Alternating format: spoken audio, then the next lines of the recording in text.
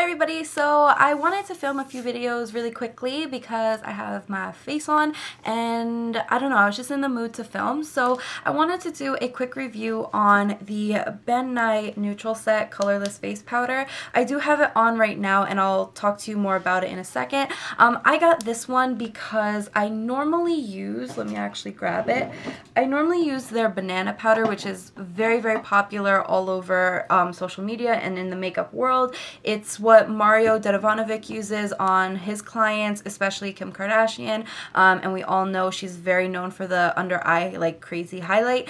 So I used to use this mainly because I found that I like the way that this added more of warmth to my skin. A lot of foundations tend to not be yellow enough for my skin personally, or at least not yellow enough to look natural on me.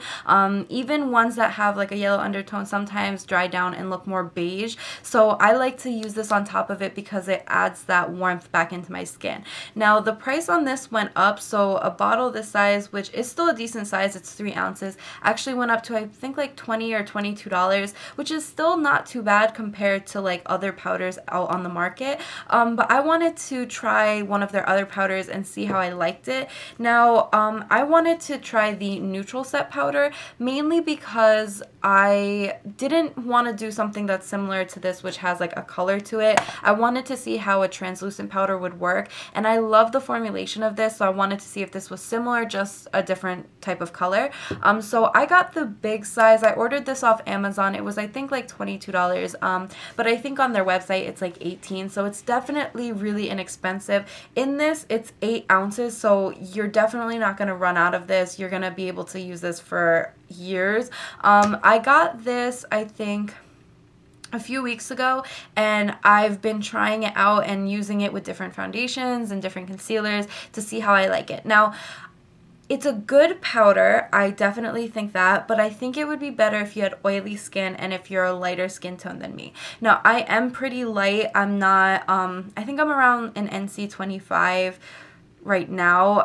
I'm more on the lighter side since it is winter, but this even comes out a little bit like white cast on my face. I do have it on right now, and I don't know if you can tell, my face does actually have kind of like a white tone, and yes, my blush and bronzer looks like cray in the video, but it's not that intense in person. But I do think it leaves kind of a white cast. I also think that it almost makes your skin look very dry. So if you have oily skin, it will probably work better for you. I have very dry skin, so I feel like this almost makes my skin look aged if I use too much of it.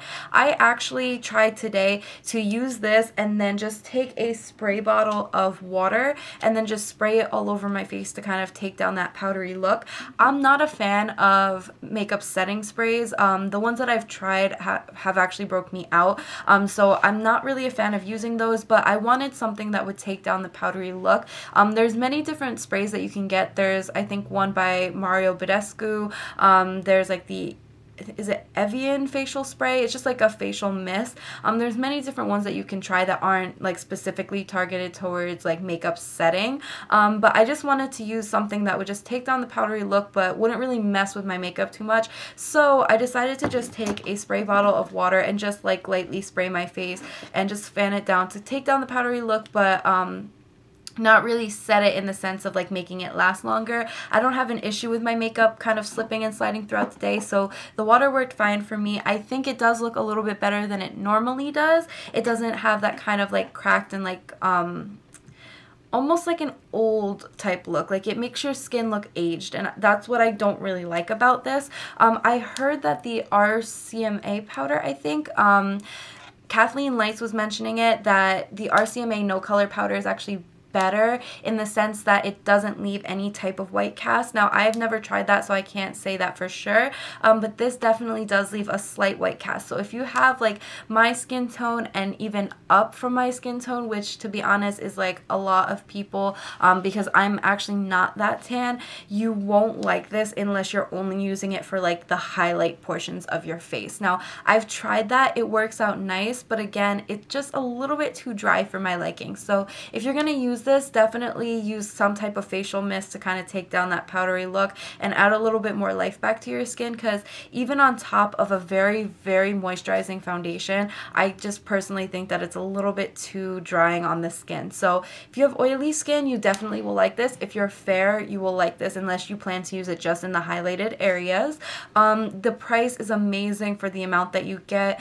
I personally love Ben Nye's powders. I think they're a good formulation. My personal recommendation is their like luxury powders. I think the formulation on this is a little bit better. It doesn't dry out your skin. It just looks very nice. I think it looks lighter on the skin, because this almost makes your skin look a little bit heavier. I don't know if it's because it leaves a white cast and you can see the makeup more. I don't know if it's because it makes your skin kind of look dry, but it definitely does make your makeup look like a little bit thicker than normal. So I personally like this formulation better than this, but I don't think it's anything other than the fact that it's just a little bit too drying, and the white cast on my skin I'm just not a fan of. So I would say that if you are somebody who's a lighter skin tone, if you are oily, you definitely should give this a try. It's a good powder. I like it better than I think it's the Airspun powder, the Coty Airspun powder. I never liked that because that kind of makes my concealer and my foundation kind of like break up and ball up, and it just isn't cute. But I think that this works similar to that. So if you are a fan of that, and maybe you've had a similar experience with that powder as well, you might want to try this one out. I think that this is better. But again, you kind of have to have certain things to be able to make this work, unless you wanted to like douse your face in like makeup setting spray or like water or something. You might find it's a little drying if you have dry to normal skin, but if you have oily skin, definitely check this out. I love Ben Nye. I think that their products are amazing, especially their powders. I definitely will try to see if I can pick up the RCMA powder and maybe do a comparison, since they both are theatrical makeup companies. They are made for like theater type makeup.